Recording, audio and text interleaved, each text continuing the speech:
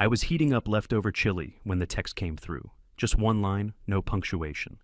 Don't come this year, best for everyone. 2 weeks before Christmas. No call, no explanation. Nothing from my mom, nothing from Sean. My own brother, silent like he didn't know me. I just stood there, bowl in hand, staring at the message like it might change if I blinked long enough. It didn't. I was in my rental in Cedar Point, Ohio. One bedroom, cheap furniture, a string of dollar store lights blinking slow and pathetic over the window. I'd put them up last weekend, thinking it might make things feel a little less hollow. Joke's on me. I'd spent years getting shot at in Iraq, buried in snow in Germany, living out of duffel bags and rations. And somehow, none of that hit as hard as those 7 words from my father. No, hey son, no, we need to talk. Just a digital shove out the door, like I was some stranger begging for a seat at their table. I didn't think, I didn't ask. I just typed one word back. All right, not okay, not fine, just all right. It meant what it sounded like, cold, detached, final. Quick note, before listening, share which city or country you're watching from. Then I shut my laptop, walked over to the kitchen, and canceled the flight I'd booked a month ago. Non-refundable, of course. I didn't care. I wasn't about to beg for a chair in a house I helped pay for more than once. I grabbed a bottle of whiskey from above the fridge, poured myself a glass, and toasted the wall. Family, I muttered. That word used to mean something, back when I still believed they'd come around, back when I'd call from overseas just to hear someone say they missed me. But it was always a one-way thing. Me calling, me visiting, me trying. Not this year. I sat back on the couch, glass in hand, lights blinking like they were mocking me. My phone didn't buzz again. Not that night, not the next day. I could have been dead and they wouldn't have known. So, that was it.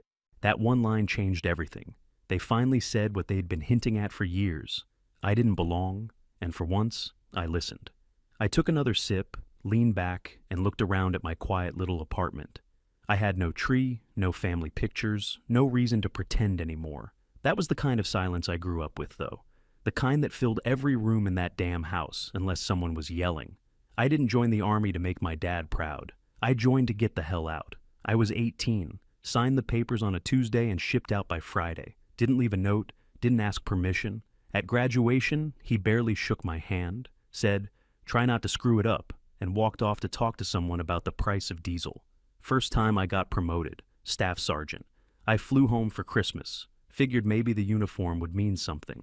I walked through that front door with my duffel bag still on my shoulder, and the first thing out of his mouth was, "You better clear the driveway before your boots scuff up the floor. No, welcome home. No, I'm proud of you." Just instructions like I was a hired hand. Same look in his eyes he gave the mailman. My mom stayed quiet, like always. Tiptoeing around him, like he might explode if she breathed wrong. And Sean, he copied every move our dad ever made.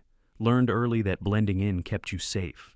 I remember that Christmas dinner, ham, dry as hell, and everyone chewing like we were on a countdown to silence. I asked Sean how college was going. He shrugged, said, "Fine," then changed the subject to car parts. Dad nodded in approval, like speaking in feelings might get you court-martialed. After that, I stopped visiting so much. But I kept sending things, birthday cards, a check when their water heater busted, another when the truck's transmission died. I never said where the money came from, how I picked up extra rotations, canceled vacations, skipped base holidays just to save up. They never asked. Never said thank you. I'd get a thumbs up emoji from Sean sometimes. That was it. Still, every year I tried again, sent a card, called home. Sometimes they answered, sometimes they didn't. When they did, it was like talking to a receptionist. Polite, flat, forgettable. Even when I was deployed, I'd call on holidays. I remember ringing them once from a bunker outside Mosul. Sand in my teeth, blood drying on my sleeve. I just wanted to hear someone's voice. Mom picked up, whispered, "Don't tell your father, it'll upset him." That was her default. Keep the peace, always at someone else's expense. That pattern went on for years, and I kept waiting for it to shift. Maybe this time it'll be different. Maybe if I stop by. Maybe if I do more. But it never changed. This year was supposed to be the reset. My retirement papers were signed in September. After nearly 20 years in service, I was officially out. Done.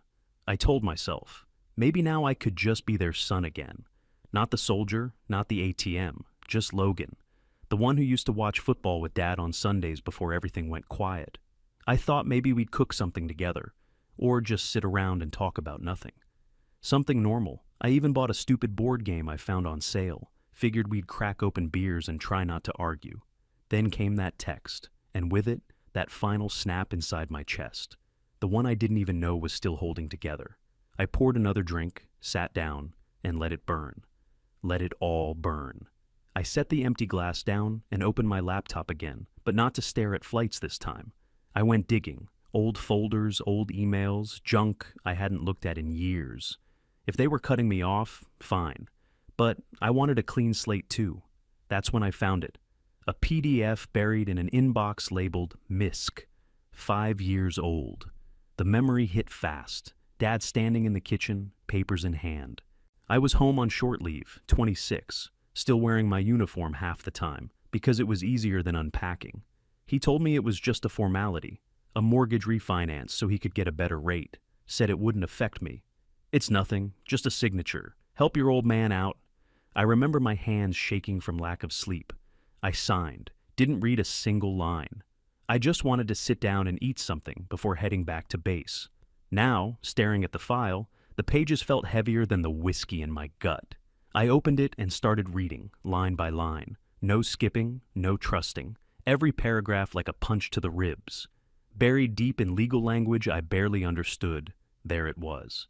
In the event of borrower default or voluntary surrender, cosigner assumes controlling interest of the property. Controlling interest. I leaned back, stared at the screen, and actually laughed once. A sharp, dry sound that bounced off my bare walls. They'd dragged my name and credit into their mess, and now, by the same contract, they'd handed me the keys. I picked up my phone and called my buddy Trey in Tampa. We served together. He got out early, went to law school. He picked up on the second ring. "What's up, man?" he said. "You still messing with real estate law?" I asked. "Yeah, why?" I sent him the file. "Tell me what I'm looking at." 5 minutes later, he called back laughing. "Logan, this is wild. If your dad told you not to come home and you've got controlling interest, he's about to regret that in a big way." I just said, "So this is legit?" "More than legit. If he's defaulted, it's yours. You can walk in tomorrow and take over. They can't stop you unless they pay off the whole note." I didn't even ask about next steps. I already knew what I was going to do. No calls, no warning, no heads up to Mom or Sean. I was done playing their loyal soldier. I opened a new document and started typing. No emotion, no flourishes, just business. Effective immediately, I will be exercising my controlling interest under the terms of the attached contract. That was the first line. Then the legal points Trey texted me. Date, signature, certified delivery. Cold as the message I'd gotten from my father. I printed it, signed it, scanned it, and sent copies everywhere they'd be sure to see. Dad's email, their lawyer's office, and the property management account I'd set up just in case. Then I went to the post office, stood in line behind a kid mailing Christmas cards, and sent the envelope certified. Tracking number in my pocket, proof in my hands. When the clerk asked if I wanted to add a holiday stamp, I almost laughed. "No," I said. "Regular's fine." I walking back to my car, slid into the driver's seat, started the engine, and looked at the dashboard. The date blinked back at me. December 10th. 2 weeks before Christmas. I didn't feel angry anymore. I felt clear. For the first time in my life, I was about to make a move that wasn't about earning his approval or hoping for some scrap of gratitude. It was about taking back what was already mine. I pulled out of the parking lot and drove home, the letter on its way. 5 days later, it started. I was making coffee when my phone lit up like a Christmas tree. Missed calls from Sean, 2 from my mom, 3 from some random number I didn't recognize. Then his name popped up, Wallace, their lawyer. I let them all go to voicemail. Stared at the screen, waiting for them to give up. They didn't. Sean left the first message, voice tight and shaky. "What the hell are you doing, Logan? Seriously, man, what the hell is this letter?" I called him back. Let him sweat a little first. He answered on the second ring. "You went behind our backs?" he snapped. "You sent a certified letter, bro?" I did exactly what Dad wanted. I said, cool as ice. He told me not to come home. I'm just making sure I honor that. That's not what he meant. He used words, Sean. Real clear ones. He didn't have a comeback for that. Just silence. Then a muttered unbelievable, and he hung up. 15 minutes later, Wallace called, voice like a weatherman, smooth, calm, trying to sound like he wasn't knee-deep in panic. Mr. Carter, I wanted to touch base regarding the letter you sent. I think there's room to... Stop, I said. We're not negotiating anything until my father picks up the phone himself. Not through you, not through Sean, him. He paused. That may not be feasible at the moment. Then nothing's changing.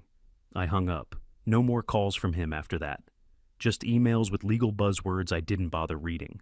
I knew exactly what was happening now. Dad had defaulted. Again. Probably months ago. And they all thought I'd do what I always did. Suck it up, keep the peace, cover the damage. But they missed one detail. That contract wasn't a favor. It was a weapon. And for once, it was in my hands.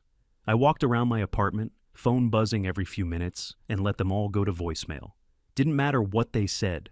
There was nothing they could offer me that I wanted. I poured myself another cup of coffee, sat down, and turned the ringer off completely. Let the noise die in its own echo. They were used to me playing the role, the soldier who never asked questions, who showed up when called, who bailed them out without complaint. But this wasn't war. This was home turf. And this time, I wasn't retreating. 2 days after Wallace went quiet, I got a text from Manny. Got time for a call? Just finished the walkthrough. I stepped outside, lit a cigarette I hadn't touched in 6 months, and called him. He answered fast. Logan, you're going to want to sit down for this. I didn't. I stood in the cold, letting the wind slap me awake. Talk. I walked the whole house, top to bottom. Front's fine. But 2 of the bedrooms, they're being rented out. Different locks, separate fridges in each room, and a damn mini microwave on one guy's dresser. Cash deals, no paperwork, nothing legal. I didn't say a word, just stood there, cigarette burning down to the filter. He kept going. One dude's name is Carlos, drives Uber, says he's been there 6 months. The other guy wouldn't say much. Think he's working under the table. I finally spoke. My name's on the mortgage, and they turned it into a damn flop house? Yeah, and with your name tied to it, if something happens, fire, fight, cops, you're holding the bag, not them. I didn't thank him. Manny didn't need it. He knew what that silence meant. I'll write up the report, he said. You want pictures? Send everything. I hung up, walked inside, and sat at my desk like I'd just taken enemy fire. The contract was bad enough. The lies, the money, the silence. But this? Turning the house I grew up in into a cash-under-the-table side hustle behind my back? That wasn't just betrayal. That was a straight-up spit in the face. I opened a new document. No soft intro this time. No legal pleasantries. Formal notice of transition. I laid it all out. 30 days. Ownership shift in progress. All non-documented subleases immediately voided. Tenants to be notified and vacated per local code. New property management contact listed. No wiggle room, no mercy. I emailed it to Wallace, CC'd Sean. Then I took out my phone, typed one text, and hit send. Check your mailbox. That was it. No signature, no emojis. 30 minutes later, the next wave hit. Calls from Sean, rapid fire, Mom, even a random number that had to be Carlos or whoever the hell else was living there. I didn't answer. Sean's voicemail was long this time. Logan, you're making this worse. They don't know where to go. Dad's not in great shape. This isn't how you fix things.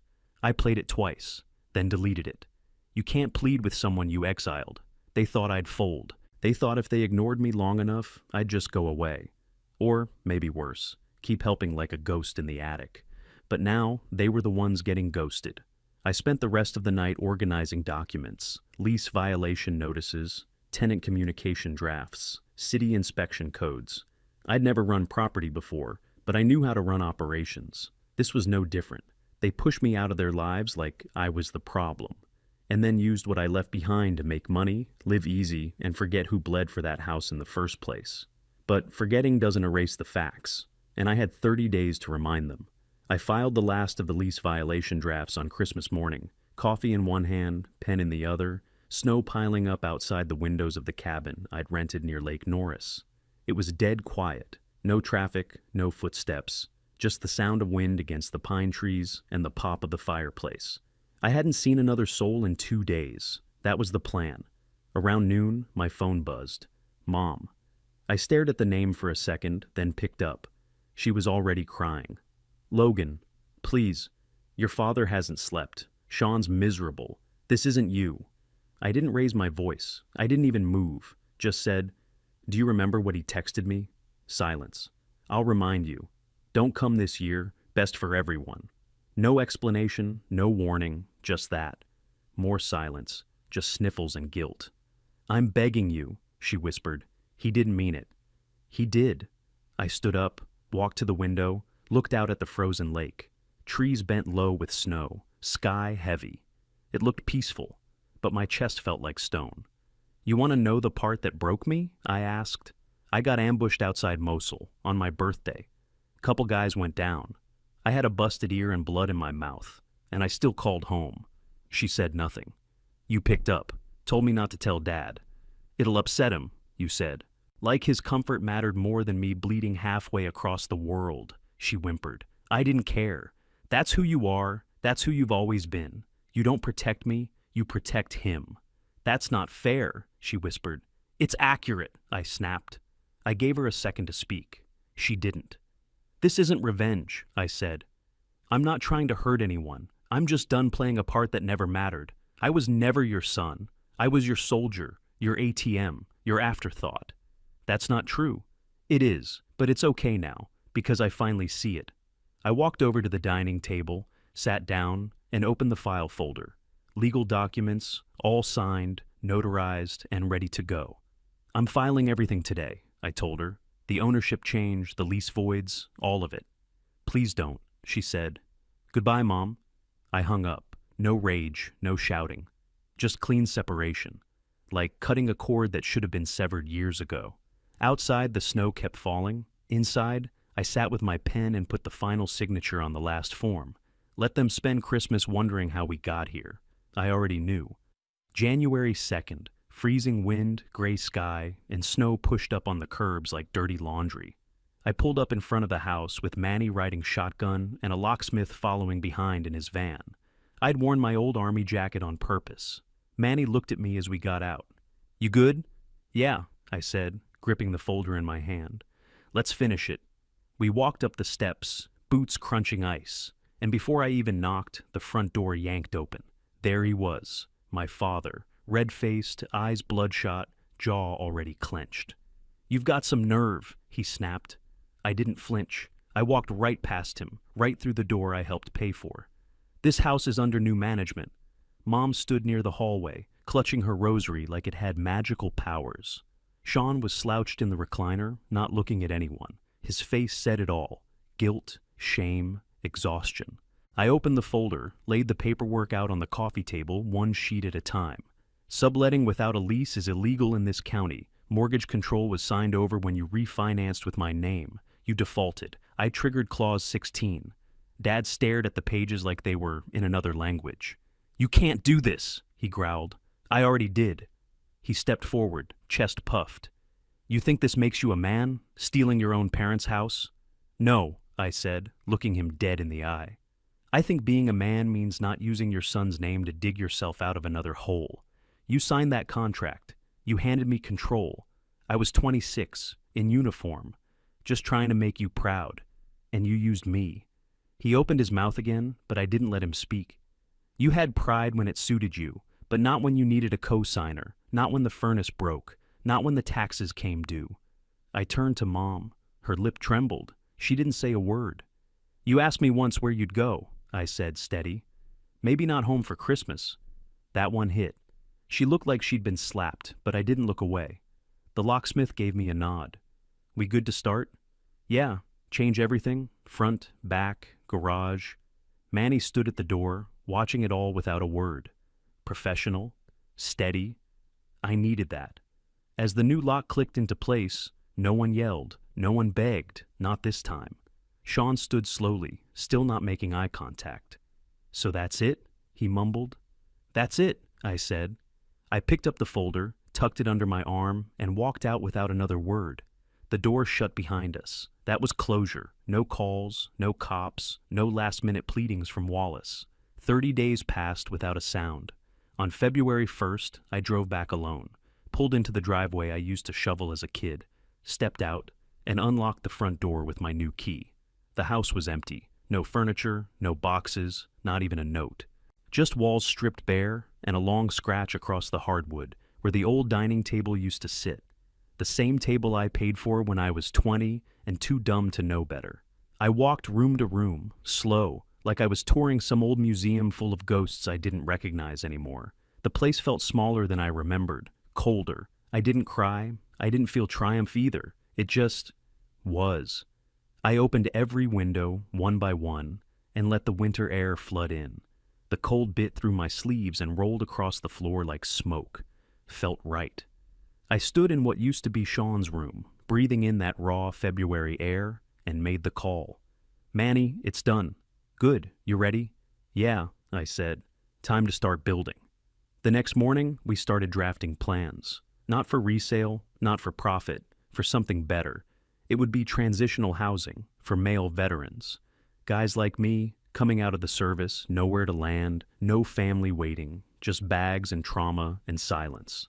We called it Foundry House, a place where men could reforge themselves from whatever was left. A local reporter caught wind of the story. Small write-up hit the paper. Veteran reclaims family home after betrayal, turns it into haven for others. They called and asked if I wanted to go on record, tell my side, set the record straight.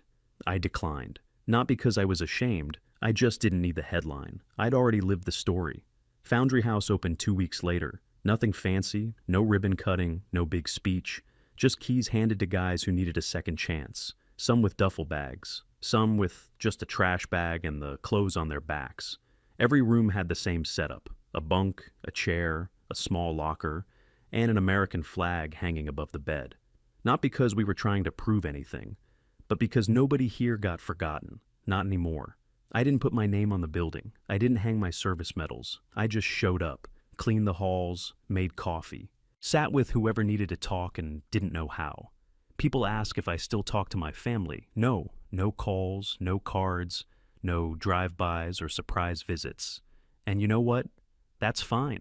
I'm not angry, not bitter, just clear. Every Christmas now, I light a single lantern and set it on the front step. Not for them, for him, the younger version of me, the one who kept flying home, hoping to be seen, the one who signed papers in uniform, thinking it meant he mattered, the one who called home from a war zone and got told to stay quiet so it wouldn't ruin someone's day. I didn't take the house to hurt anybody. I took it because it was already mine. I just finally stopped asking permission. People like to say blood is thicker than water. Maybe. But contracts? Those hold up in court. I'm not a son anymore. I'm a man who came back from war, paid his dues, and finally took what he earned.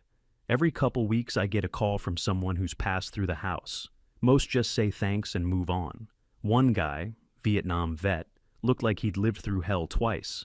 Left a note in his room. Just one line. "This place gave me something to live for again." I folded it, slid it into the drawer in my office. Never told anyone. I didn't need thanks. Just proof I did the right thing. They'll never understand what it took to survive being unwanted. But I do. And now, every time I walk those halls, I remember this was never their house. It was mine the whole time. They just never saw it.